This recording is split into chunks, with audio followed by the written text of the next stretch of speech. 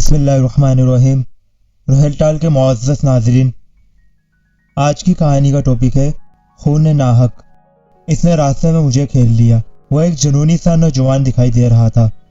گریبان پھٹا ہوا تھا، بال الجھے ہوئے تھے اور آنکھوں سے وحشت ناچی تھی۔ میں اس وقت عدالت جانے کے لیے گھر سے نکلا ہی تھا۔ ایک اہم مقدمے کی پیروی کرنی تھی۔ میں ایک جانا پہچانا وکیل ہوں، لیکن میری وکالت کی شہرت بہت مختلف ہے۔ میں ایسا کوئی بھی کیس ہاتھ میں نہیں لیتا جس میں جھوٹ اور غلط بیانی کا شعبہ ہو۔ یہ میں اپنی تعریف نہیں کر رہا، لیکن یہ سب میرے مزاج میں ہی نہیں ہے۔ بہرحال میں اس صبح گھر سے باہر آیا تو وہ نوجوان میرے رستے میں آ گیا۔ اس کی عمر 20-22 کے درمیان رہی ہوگی، لیکن اس نے اپنا عجیب حلیہ بنا رکھا تھا۔ تم وکیل ہو نا؟ اس نے مجھ سے پوچھا۔ ہاں، میں نے کچھ خوفزدہ ہو کر اپنی گردن ہلا دی۔ اس قسم کے لوگوں سے مجھے ہمیشہ وحشت سی ہوتی ہے، نہ جانے کس وقت کیا کر جائیں۔ وکیل صاحب، میرا ایک کام کر دو گے؟ ہاں جلدی بتاؤ کیا کام ہے؟ میں اس سے پیچھا چھڑانے کی فکر میں تھا۔ خدا کے لیے مجھے پھانسی دے دو۔ اس نے اپنے ہاتھ جوڑ لیے۔ تمہاری مہربانی ہوگی، پھانسی دلوا دو مجھے۔ اس کی اس انوکھی فرمائش نے مجھے حیران کر دیا۔ کون ایسا کہہ سکتا ہے کہ اسے پھانسی دلوا دی جائے؟ بتاؤ، مجھے پھانسی دلواؤ گے نا؟ اس نے پھر پوچھا۔ نعیم، کیا کر رہے ہو؟ کسی کی آواز سنائی دی۔ میں نے دیکھا ایک آدمی بہت تیزی سے ہماری طرف آ رہا تھا۔ جاؤ، کیوں وکیل کو تنگ کر رہے ہو؟ اس نے قریب آ کر اس وحشت زدہ نوجوان سے کہا۔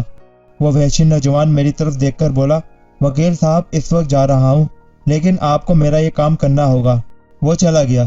اس کے جانے کے بعد وہ دوسرا آدمی مجھ سے معذرت کرنے لگا۔ معاف کیجیے گا وکیل صاحب، یہ میرا چھوٹا بھائی ہے، ہم سب اس کی وجہ سے پریشان رہتے ہیں۔ اچھا خاصا پڑھنے لکھنے والا نوجوان تھا، پھر نہ جانے کیا ہوا، ایک دم ہی بدل گیا۔ آپ اس کی کیفیت دیکھ رہے ہیں نا؟ میرا خیال ہے اس کو کوئی ذہنی مرض لاحق ہو گیا ہے۔ پتہ نہیں، اس کے لہجے میں بیزاری تھی۔ ہم تنگ آ چکے ہیں، پتہ نہیں کیا ہے۔ کبھی وہ رونے لگتا ہے، کبھی خاموش ہو جاتا ہے، کہیں کہیں گھنٹوں تک چھت پر ٹہلتا رہتا ہے اور ہر ایک سے ایک ہی بات کرتا ہے کہ اسے پھانسی دلوا دو۔ مجھے اگرچہ دیر ہو رہی تھی، پھر بھی یہ معاملہ اتنا دلچسپ معلوم ہو رہا تھا کہ میں اس شخص سے باتیں کرتا رہا۔ کیا آپ لوگوں نے کبھی اس سے معلوم کرنے کی کوشش نہیں کی؟ ایسا لگتا ہے جیسے اس کے ذہن پر کوئی بوجھ ہے۔ بہت کوشش کی، پیار سے، نرمی سے، بچوں کی طرح پوچھتے رہے کہ خدا کے لیے بتاؤ کیا معاملہ ہے، لیکن وہ ہمیں کچھ بتاتا ہی نہیں۔ اب میں آپ کو ایک مشورہ دیتا ہوں، دیکھیے، اس قسم کے معاملات کا علاج اسی طرح ہوتا ہے۔ جی فرمائے۔ آپ اس سے کہیں کہ وکیل صاحب تمہاری مدد کے لیے تیار ہو گئے ہیں، یعنی وہ تمہیں پھانسی دلوا سکتے ہیں۔ تم ان سے جا کر ملو، پھر جب وہ میرے پاس آئے گا تو میں اسے کریت کر معاملے کی تہہ تک پہنچنے کی کوشش کروں گا۔ ہاں، یہ ہو سکتا ہے، اس نے پرخیال انداز میں اپنی گردن ہلائی۔ میں اسے آپ کے پاس بھیجنے کی کوشش کرتا ہوں۔ اس گفتگو کے بعد میں اپنے دفتر کی طرف روانہ ہو گیا۔ دن بھر عدالت میں مصروف رہا، اس کے باوجود اس نوجوان کا خیال آتا رہا۔ اب اس کے اندر تو کوئی ماہر نفسیات ہی جھانک سکتا تھا، لیکن اتنا ضرور تھا کہ شاید اس سے کوئی غلطی ہو گئی ہے جس کی تلافی وہ اس انداز سے چاہتا ہو۔ 2 دنوں کے بعد نعیم میرے پاس آ گیا۔ میں اس وقت شام کی چائے کی تیاری کر رہا تھا کہ دروازے پر دستخط ہوئی۔ دروازہ کھولا تو وہی کھڑا تھا۔ اس نے مجھے سلام کیا۔ اوہ تم؟ میں نے مسکرا کر اس کا استقبال کیا۔ آؤ اندر آ جاؤ۔ وہ جھجکتا ہوا اندر آ گیا۔ میں نے اسے اپنی چھوٹی سی بیٹھک میں بٹھایا جہاں ہر طرف کتابیں بکھری ہوئی تھی۔ وہ بہت دلچسپی سے کتابوں کو دیکھ رہا تھا۔ بیٹھ جاؤ، میں تمہارے لیے چائے لے کر آتا ہوں۔ نہیں وکیل صاحب، کوئی تکلف نہ کریں۔ کوئی تکلف نہیں، یہ تو چائے کا وقت ہے، اور ویسے بھی میں اکیلا چائے پیتا ہوا اچھا نہیں لگوں گا۔ چلیے، جیسے آپ کی مرضی۔ میں اس کے لیے چائے بنانے چلا گیا۔ چائے پلانے سے میرا مقصد یہ تھا کہ وہ کسی حد تک مجھ سے بے تکلف ہو جائے اور اپنی بات کہہ سکے۔ چائے کے دوران میں اس کے چہرے کا جائزہ لیتا رہا۔ اس کی سانسیں معمول سے تیز چل رہی تھی۔ چائے ختم ہونے کے بعد میں نے اس سے پوچھا، ہاں تو نعیم میاں، تم نے تعلیم کہاں تک حاصل کی ہے؟ وکیل صاحب، آپ میری تعلیم کا ذکر رہنے دیں، بس میرا ایک کام کر دیں، آپ کی مہربانی ہوگی، بس مجھے پھانسی دلوا دیں۔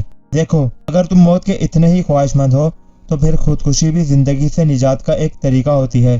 نہیں، میں ایسی موت نہیں مرنا چاہتا، اس نے کہا۔ میں انصاف پا کر پھانسی پانا چاہتا ہوں۔ آخر کیوں؟ پھانسی تو اس کو ملتی ہے نا؟ जिसने किसी का खून किया हो। वही तो मैं भी कह रहा हूँ, मैंने भी खून किया है वकील साहब। लेकिन कोई ये मानने को तैयार ही नहीं होता। मैंने जिसका खून किया है, इसने मेरा जीना अजाब कर दिया है। इसकी रूह हर वक्त मेरे आसपास मंडलाती रहती है, मुझसे पूछती है कि इसने क्या कसूर किया था ऐसा जिसकी इतनी बड़ी सजा दी गई। मेरा अंदाजा दुरुस्त साबित हो रहा था, यानी इसके दिलो दिमाग पर कोई बोझ था। इसका ज़मीर किसी जुर्म पर इससे मलामत कर रहा था, लेकिन किस जुर्म पर, यह मालूम होना बहुत ज़रूरी था। इसके बाद ही इसे समझाया जा सकता था। अच्छा चलो बताओ, तुमने किसका खून कर दिया है? मैंने मुस्कुराते हुए पूछा। शाहिदा नाम था इस लड़की का, इसने बताया। छुरी के वार कर करके इसको मार दिया और इसके तड़पने की हालत में इसकी वीडियो बनाता रहा मोबाइल के जरिए। तुम इस लड़की की बात तो नहीं कर रहे जिसकी खबरें तमाम अखबारों में आई और हर चैनल पर दिखाया गया? जी हाँ, मैं इसी की बात कर रहा हूँ। लेकिन इस बेचारी को तो इसके भाई ने कत्ल किया था, और वो ना सिर्फ गिरफ्तार हो चुका है बल्कि जुर्म का एतराफ भी कर चुका है। हाँ, बज़ाहिर तो ये कत्ल इसके भाई ने ही किया है, लेकिन असल मुजिम मैं हूँ। चलो तुम बताओ ये सब कैसे हुआ? मैंने पूछा तो इस लड़के ने जो कहानी सुनाई वो मैं इसके हवाले से तहरीर कर रहा हूँ। इस कहानी को पढ़ने के बाद आपके जहन में सोच के कहीं दरीचे खुल जाएंगे। मैं नहीं जानता था कि वो इतनी खूबसूरत होगी, हालांकि इसका घर हमारे ही मोहल्ले में था। हम बरसों से एक साथ रहते थे। इसका भाई मेरा दोस्त था, लेकिन मैंने इस लड़की को कभी नहीं देखा। मंसूर ने बताया था कि जब इसकी बहन 30 साल की थी तो खाला ने इसे गोद ले लिया। वो लोग लाहौर में रहते थे। खाला की कोई औलाद नहीं थी। उन्होंने बहन की बेटी को अपने सीने से लगाया और इसे अपनी औलाद बनाकर अपने साथ ले गए। शाहिदा ने लाहौर में ही तालीम हासिल की। वो इस खानदान की मालूम ही नहीं होती थी। खूबसूरत, स्मार्ट, पढ़ी लिखी। वो कभी कभी कराची अपने वालिदैन के पास आती, लेकिन ये इत्तफाक है कि वो जब भी आई मैं इसे देख न सका। मेरा दोस्त मंसूर का बहुत मुख्तसर खानदान था। सिर्फ 2 बहन भाई, यानी मंसूर और शाहिदा। बाप एक गरीब आदमी था। वो किसी फैक्ट्री में काम किया करता था, जबकि मंसूर सिर्फ आवारागर्दी किया करता। दोस्तों का एक हलका था जिसका काम दिन भर इधर उधर घूमना और शाम के वक्त किसी होटल में जाकर बैठ जाना। मंसूर को अपनी बहन पर बड़ा नाज था। वो जब भी इसका जिक्र करता फखर से इसकी गर्दन तन जाती। वो बताया करता कि इसकी बहन कितनी ज़हीन है। फिर एक दिन मंसूर ने यह खबर सुनाई कि लाहौर में इसकी खाला का इंतकाल हो गया है। इसकी बहन चूंकि अपने खालू के साथ नहीं रह सकती, इसलिए वो कराची आ रही है। फिर इसकी बहन कराची अपने वालिदैन के घर आ गई और मैंने पहली बार इस लड़की को देखा। वो खूबसूरत थी, जैसे सफदर बताया करता, स्मार्ट, मॉडर्न। वह इस घर की लगती ही नहीं थी। इसकी ड्रेसिंग, इसकी चाल ढाल इस इलाके की तमाम लड़कियों से मुख्तलिफ थी। वो मुझे पहली ही निगाह में पसंद आ गई। हर वक्त इसका ख्याल रहने लगा। यहाँ आकर भी इसने कॉलेज ज्वाइन कर लिया क्योंकि वह अपनी तालीमी सफ़र को आगे तक ले जाना चाहती थी। मैं जानता था कि अगर मैंने शाहिदा के बारे में इसके भाई सफदर से बात की तो वह हत्थे से अखड़ जाएगा। वो ये कैसे बर्दाश्त कर सकता था कि लोफरों के गरवाह का कोई लोफर इसकी बहन को अपनाने की ख्वाहिश करे, क्योंकि हम सब बस यूं ही थे।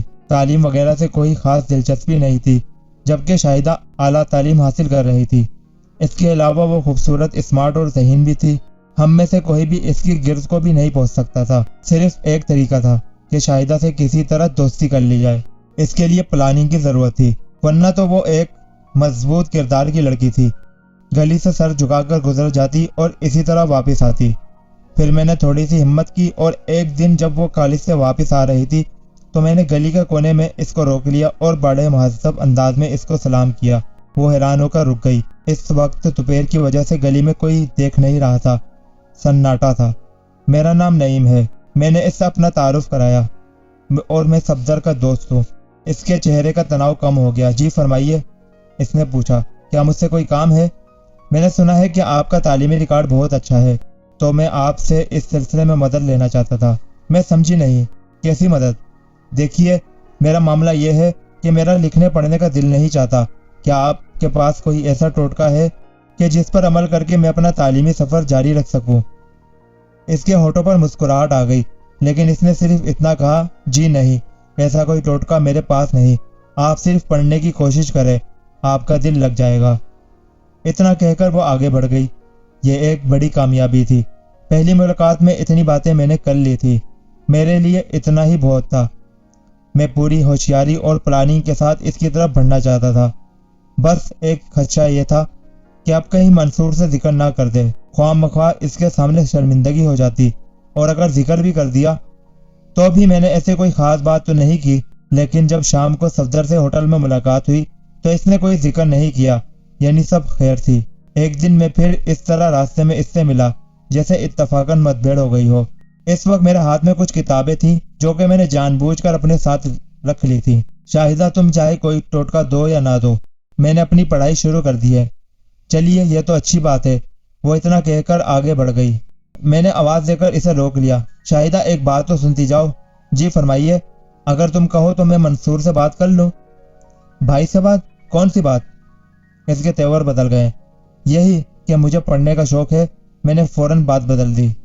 اگر تم مجھے گائیڈ کر دیا کرو تو میں تمہارے پاس آ جایا کروں۔ دیکھیں، اب اس کا چہرہ رکھا ہو گیا تھا۔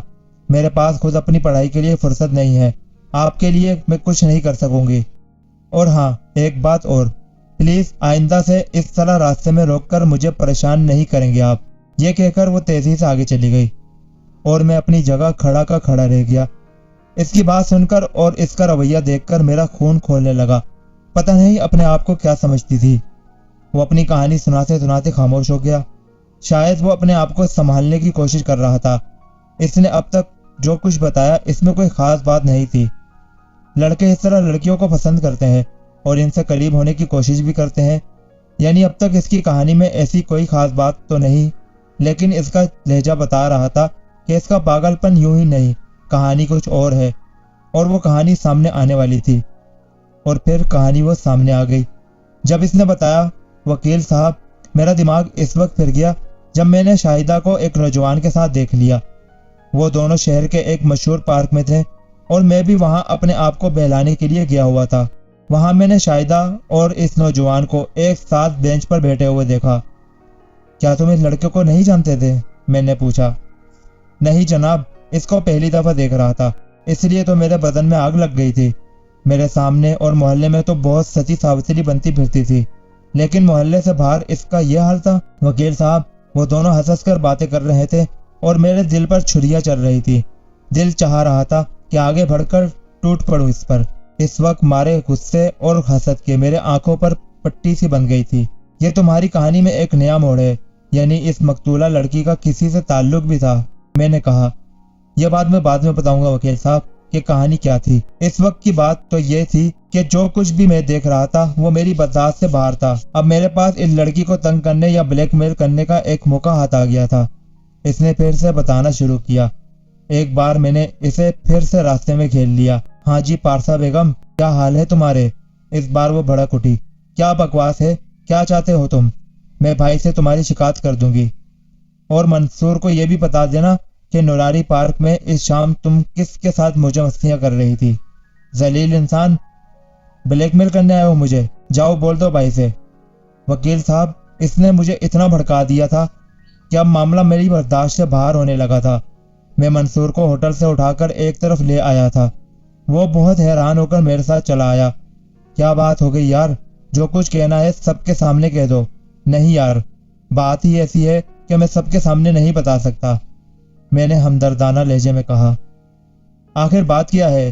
یار مجھے معاف کرنا کہ میں یہ سب کچھ کہہ رہا ہوں، لیکن کیا کروں، تمہاری عزت کا معاملہ ہے اور تمہاری عزت میری عزت ہے۔ یار تمہاری بہن پرسوں کسی نوجوان کے ساتھ۔